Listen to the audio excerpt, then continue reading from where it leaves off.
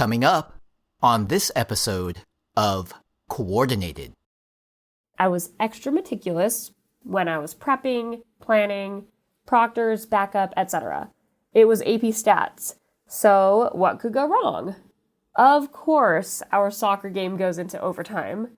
Of course, our soccer game goes into double overtime. And after a scoreless double overtime, both teams are getting ready for the penalty kick shootout to decide the winner. And my phone rings. My proctor calls proclaiming that we are short one answer sheet. Greetings, AP coordinators. It's season 3 of Coordinated. Also known as the most wonderful time of the year for anyone in education. Summer is finally here. And to keep our faithful listeners engaged at an appropriate level, we have some lighter content to cover. Not as much conversation about policies and deadlines and AP registration and ordering. So please relax. We coordinators, we have earned it. Kick back, grab your favorite summertime beverage, and enjoy the conversation. Derek Cometta here. Along with myself, Rachel McBride, welcome to the show for AP coordinators. Welcome to Coordinated.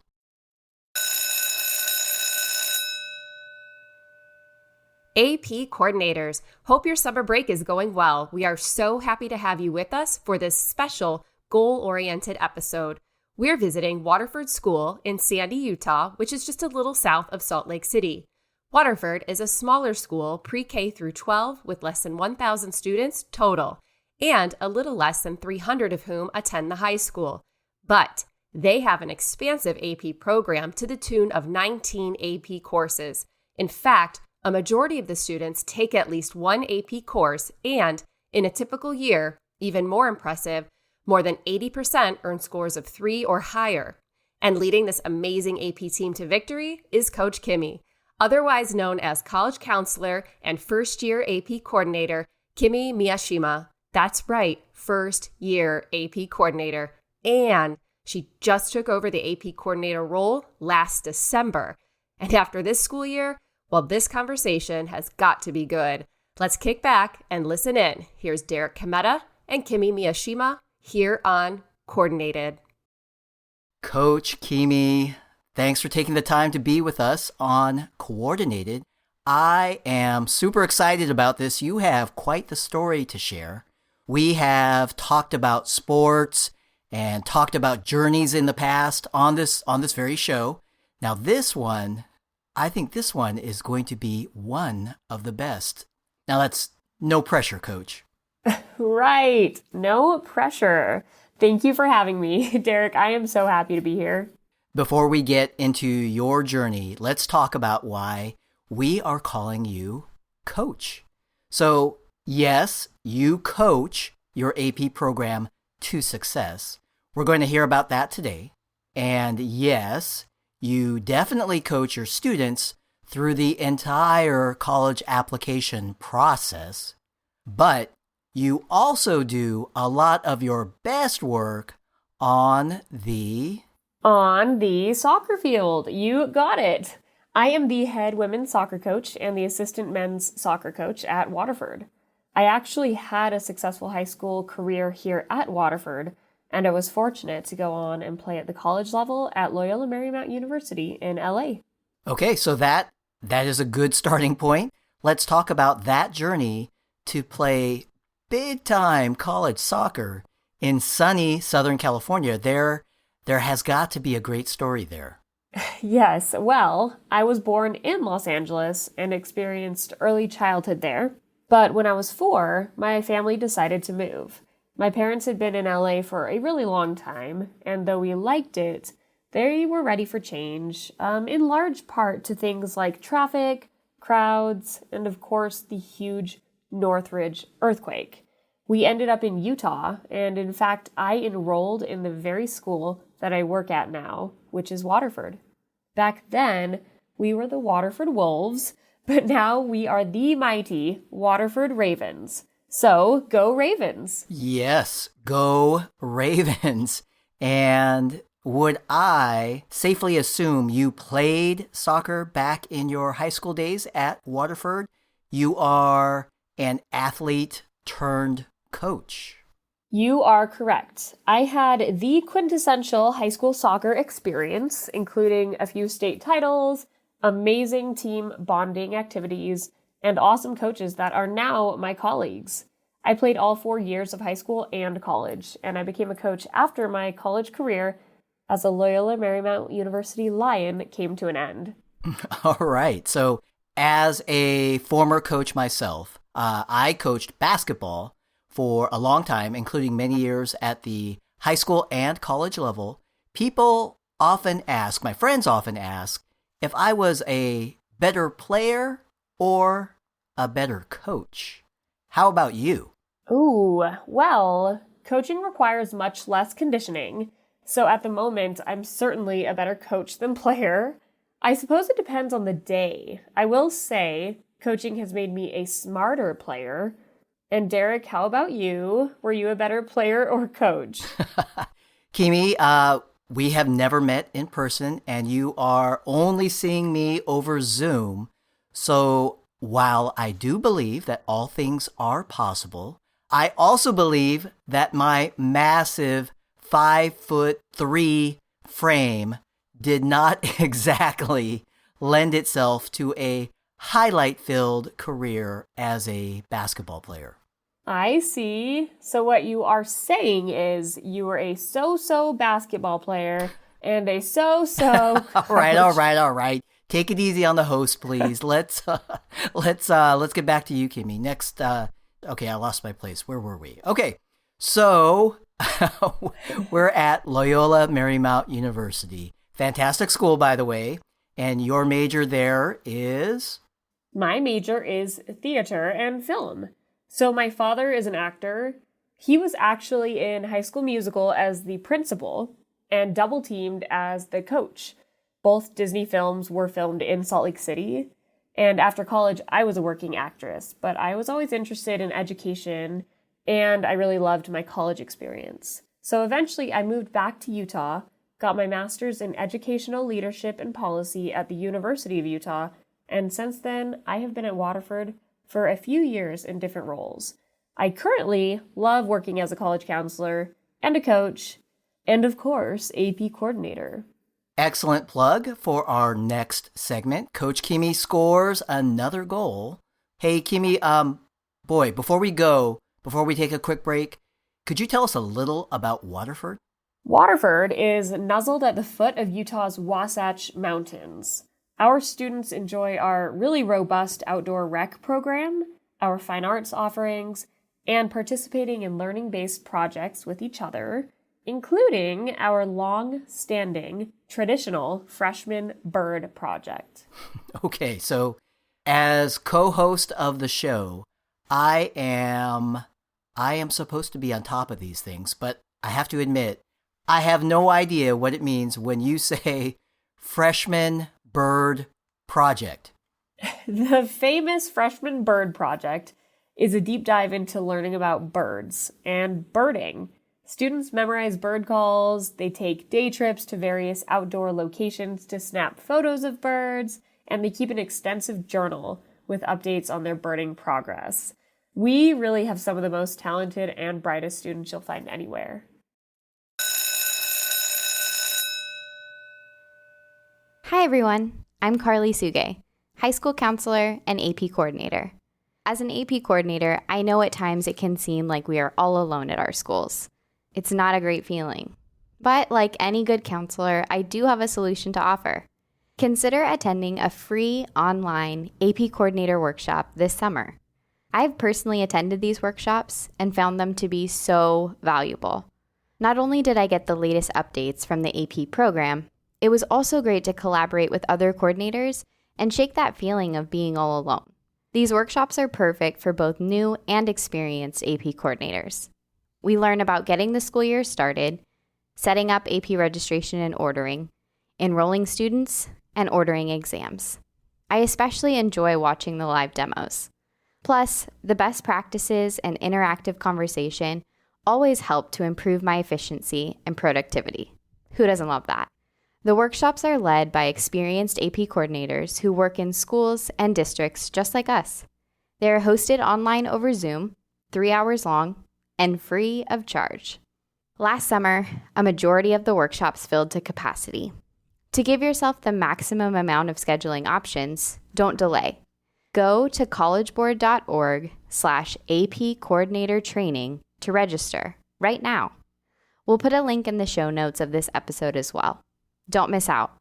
The workshops are highly rated. In fact, one might even say they are good as gold. See you there. We are back. Kimi, how did you assume the role as AP coordinator?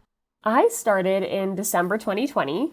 Assuming the role was a bit unexpected, though I had a great mentor on campus, a previous AP coordinator, Shira Fagan, who was willing and eager to help me assume the role.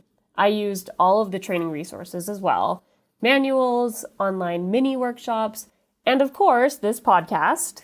Good, good plug. Thank you very much. Another goal for Kimi. I can clearly see why you are so good at soccer. Right? No, in all seriousness, though, the AP coordinator role, it is an important role. And it's one that I was happy to fill. It made sense for me to fill, and I think my personality traits fit the job description very well. Right. But only if you mean things like dedicated, motivated, hyper-organized, detail-oriented. Did I leave anything out? How about patient and persistent? Yes, good call.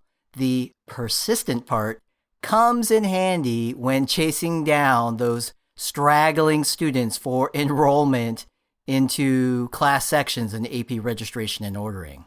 Yes, and I will be doing that for the first time this fall since I started December of last year. Good point. I have a sneaky feeling, though, you will have no problem with the student enrollment process. So, Kimi, since this was your first year, any good stories to share? Ooh, so we tested mostly paper and pencil this year. In May, I was balancing coaching and testing at the same time, and it was tough. I was not present for one of the exams because of a conflict with a huge state semifinal playoff game. I was extra meticulous when I was prepping, planning, proctors, backup, etc. It was AP stats. So what could go wrong? Of course, our soccer game goes into overtime. Of course, our soccer game goes into double overtime. And after a scoreless double overtime, both teams are getting ready for the penalty kick shootout to decide the winner. And my phone rings. My proctor calls proclaiming that we are short one answer sheet. And I'm working on a player lineup to shoot PKs. I'm simultaneously working with colleagues to run an answer sheet across campus to the AP Stats room. Oh my gosh, that is quite a story. Yes, AP coordinators are amazing. You are amazing, but even you cannot be in two places at the same time. So I'm a little scared to ask, does the story have a happy ending? Two happy endings, Derek. One, my colleagues are awesome, and I recruited help to get the answer sheet to the testing room. This recruited colleague, my wonderful coworker, Nick Grenoble, sprinted all the way across campus. And two, we won the soccer game. So that day there was a lot of coaching, a lot of trying to remain calm under pressure, and a lot of sprinting. Excellent. Glad to hear it. Glad to hear the double happy ending there. So I'm going to assume, given that particular experience, you might have some words of advice for anyone who is going to be in your shoes this upcoming school year. By that I mean anyone who is going to be a rookie AP coordinator. Well, as an athlete, I learned this quote: Fail to prepare, prepare to fail. This quote actually carries over to the AP coordinator role. The more knowledgeable you can be about the role, the more organized you can be, the more meticulous you can be, the better. Just know that things will be fine and weirdly fun for some of us, but there is no such thing as being over-prepared. So start early and visualize how AP testing will go for your school. And most importantly, my biggest piece of advice is to recruit some help. Don't be afraid to ask for help or lean on others. It really is a role that you cannot do alone. Already so wise after just half a year as AP coordinator. Kimi, I suspect your AP program is going to be in very good hands for many years to come. Thank you so much for all you do for your AP teachers, your AP students, and all your families at Waterford. And on behalf of Rachel and I, thanks for joining us on Coordinated. This was awesome. Thank you both for having me. It truly has been a pleasure. Okay, so before you go back to your well-deserved summer break, one last question if you don't mind. Kimi Miyashima, what does being an AP coordinator mean to you? The big question. Derek, I'm going to have to answer this wearing my coaching hat once again. So I'd have to say, being an AP coordinator to me means collaboration. As AP head coach, I get to engage and collaborate with so many folks across campus, and even beyond, like our coordinator community. Collaborating as an AP coordinator has formed new working relationships, trust, and friendships that I might not have had otherwise. Collaboration is the ultimate form of teamwork, and if I may quote my father and my state's claim to fame, the High School Musical movie, collaboration truly means we are all in this together.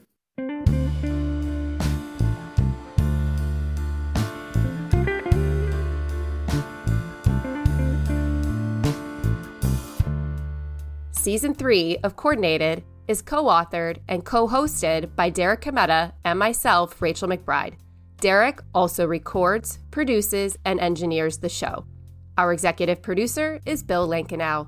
Our podcast logo is courtesy of the amazingly talented Amy O. Amy is a rising senior and AP student at Savannah Arts Academy. Our theme song is Good as Gold by Jackie Ray. Jackie is a former AP Music Theory student at Oakton High School. Thanks also to Edward Biederman, Terry Redican, and all my colleagues in the AP program for their support of the show. It's truly a blessing to have these moments to engage with my favorite people in all of education. And AP coordinators, please do enjoy your summer break. For all you do, you clearly deserve it. And for all you do, you are truly good as gold.